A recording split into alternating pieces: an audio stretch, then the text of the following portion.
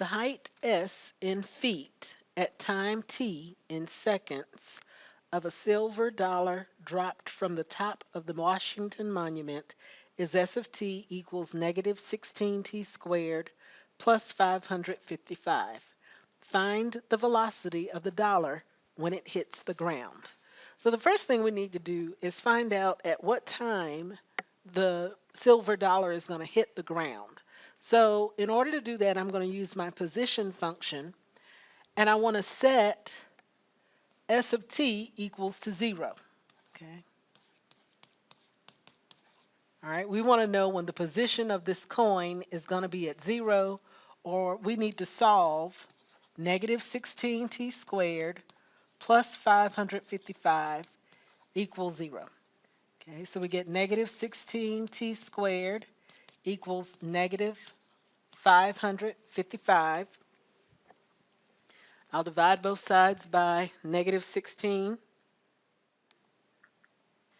and I'll get t squared is equal to 34.6875, or t equals 5.8896, and I'll just say dot dot dot because we don't want to round too much in case that affects our answer. Okay, so we know that the coin hits the ground after about 5.9 seconds roughly. Okay, but the question is not when it hits the ground, but what is the velocity when it hits the ground.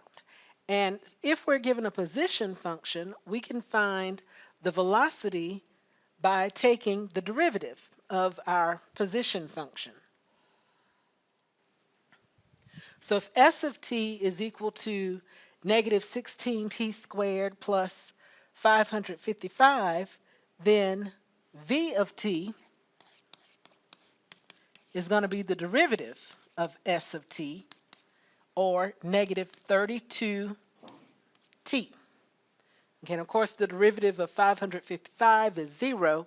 We don't have to write that piece. So we can say negative 32 times the time that we found when the coin hits the ground.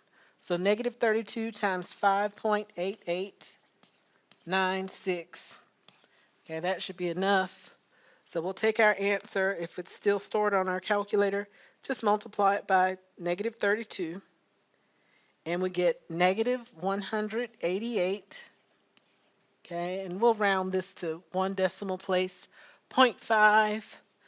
And we'll look back at our units. The time is in seconds. The height is in feet. So this will be negative 188.5 feet per second.